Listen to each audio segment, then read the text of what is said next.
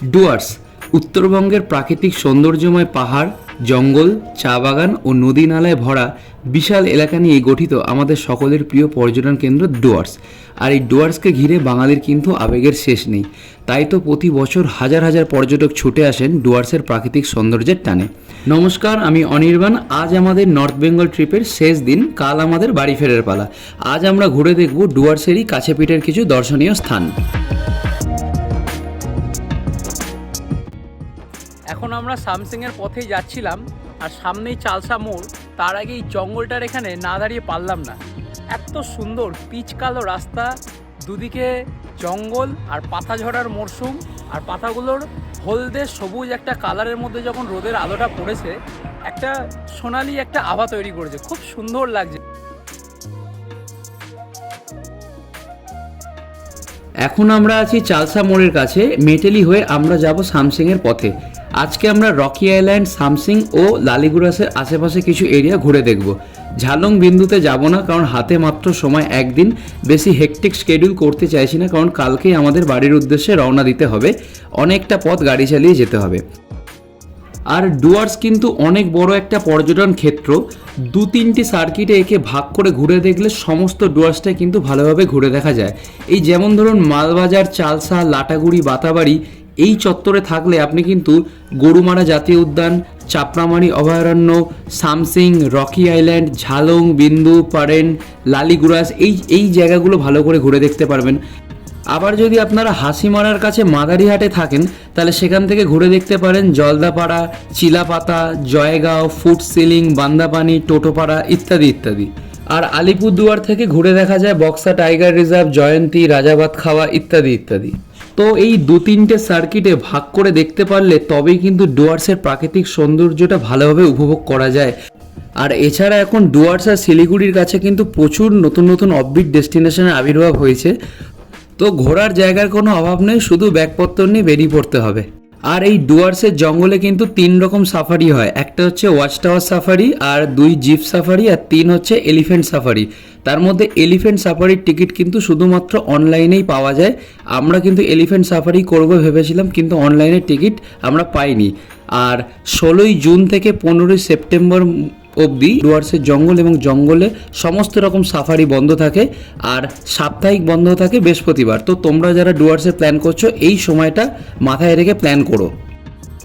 আর এই সামসিং যাওয়ার রাস্তাটা এত সুন্দর, কি বলবো। রাস্তার দুধারে এত চা বাগান, মনে হচ্ছে যেন কেউ সবুজ কার্পেট বিছিয়ে দিয়েছে। আর আমরা এখন যাচ্ছি রকি আইল্যান্ডের দিকে। আর রকি আইল্যান্ড যাওয়ার রাস্তাটার কথা কি বলবো, পুরো এবড়ো খেবড়ো আর ছোট বড় নুড়ি পাথরে ভরা। কিন্তু যাই হোক, জায়গাটা কিন্তু খুব সুন্দর। আর এই ছোট ছোট পাহাড়ি বাড়িগুলো কিন্তু আমার খুব ভালো লাগে। একদম পরিপাটি করে সাজানো থাকে, বাড়িতে অনেক ফুল থাকে। আর বেশিরভাগ বাড়ির নিচে কিন্তু ছোট ছোট রেস্টুরেন্ট, মানে ওই চা কফি মোমোর দোকান, এই লোকালসদেরই দোকান। আর এই লোহার ব্রিজটা দেখছো, এই ব্রিজের নিচ দিয়ে কিন্তু বয়ে গেছে মূর্তি নদী। আর এই রকি আইল্যান্ডের মেন ট্যুরিস্ট স্পটটা কিন্তু এই ব্রিজের নিচেই। তো ছোট বড় মাঝারি বিভিন্ন মাপের পাথরের মধ্যে দিয়ে কিন্তু অবিরাম বয়ে চলেছে মূর্তি নদী। যদিও নদীতে এখন জল কম, কোথাও কোথাও পায়ের পাতা অবধি, তো কোথাও কোথাও হাঁটু অবধি, কিন্তু জলের টান কিন্তু বেশ ভালোই আছে। একটু এদিক ওদিক বা অসতর্ক হলেই কিন্তু জলের মধ্যে আছড়ে পড়বেন। আর বর্ষাকালে কিন্তু এই নদীতে এই সব জায়গায়, পার্টিকুলারলি রকি আইল্যান্ডের এখানে কিন্তু জলের তোড় আর জলের পরিমাণও কিন্তু খুব বেশি থাকে। সত্যি এরকম একটা সুন্দর জায়গায় বসে প্রিয়জনের সাথে জল নিয়ে খেলা করতে করতে কখন যে সময় কেটে গেল বুঝতে পারলাম না। আসলে এই পাহাড়ি নদী আমাদের দুজনেরই খুব ভালো লাগে, তাই আগে থেকেই ঠিক করে রেখেছিলাম যে রকি আইল্যান্ডে বসে কিছুটা কোয়ালিটি টাইম স্পেন্ড করব। আর আমাদের এই নর্থ বেঙ্গল ট্রিপটা আমাদের দুজনের কাছে সারা জীবনের এক স্মরণীয় স্মৃতি হয়ে থাকবে। রকি আইল্যান্ড থেকে আমরা এখন যাচ্ছি লালিগুরাসের দিকে। 12 বছর আগে এখানে এসেছিলাম বাবা মার সাথে। তখন থেকেই স্বপ্ন ছিল নিজে বাইক চালিয়ে কোনো একদিন এই জায়গায় আসবো। তো আজ এই স্বপ্ন পূরণ হলো। আর এই হলো লালিগুরাস ভিউ পয়েন্ট। এখান থেকে জাস্ট ভিউটা দেখো। বর্ষাকালে কিন্তু এই জায়গাটা আরও সুন্দর রূপ ধারণ করে।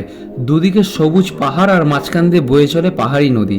আর আমরা এখন নিচেই যাচ্ছি। ওই যে ওপর থেকে একটা লাল বাড়িটা দেখালাম না, ওটা একটা রেস্টুরেন্ট। আজকের লাঞ্চটা কিন্তু আমরা ওখানেই করব।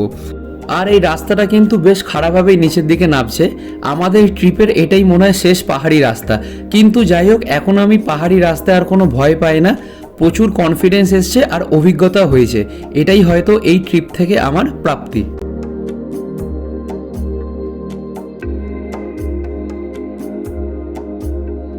ম্যাগি আর মোমো দিয়ে লাঞ্চটা সেরে আমরা এখন রওনা দিয়েছি হোটেলের উদ্দেশ্যে। তোমরা ততক্ষণ রাস্তাটার ভিউটা এনজয় করো।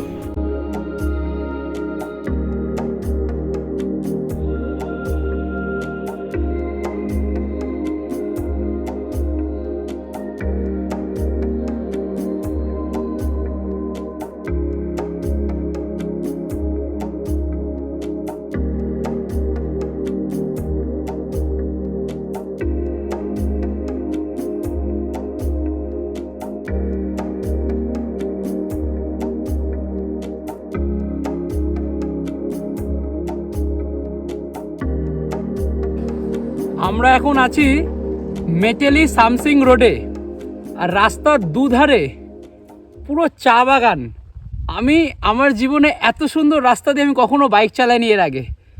অসাধারণ লাগছে রাস্তাটা, অসাধারণ।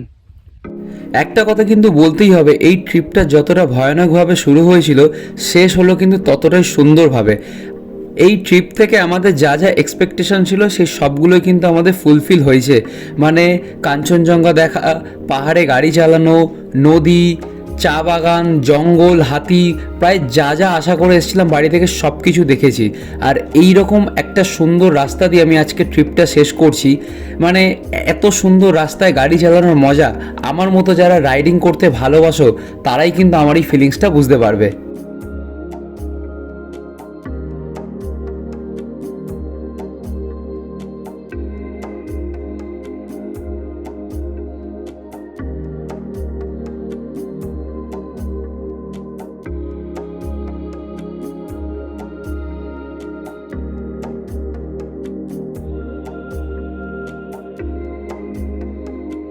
সাইট সিন করে আমরা এখন হোটেলে ফিরে গেছি, আর হোটেলে ফিরেই চা বাগান আর এত সুন্দর একটা সানসেটের দৃশ্য উপভোগ করলাম। আজকের ভিডিওটা এখানেই শেষ করছি। কালকে আমরা বাড়ি ফিরতে ফিরতে তোমাদের সঙ্গে শেয়ার করব এই ট্রিপে আমাদের সমস্ত ডিটেলস, মানে কত কিলোমিটার গাড়ি চালালাম, কত খরচা হলো, কত টাকার পেট্রোল ভরলাম, কি কি হোটেলস ছিলাম আমরা, এবং সেখানে কত কি খরচা হলো, মানে টোটাল যে ট্রিপের কস্টিং এবং তার ডিটেলস এক্স্যাক্টলি তোমাদের ব্রেকআপে ভেঙে ভেঙে বলবো। আজ তাহলে আসি, টাটা। এতদিন আমাদের সঙ্গে থাকার জন্য, আমাদের ভিডিও দেখার জন্য অসংখ্য ধন্যবাদ।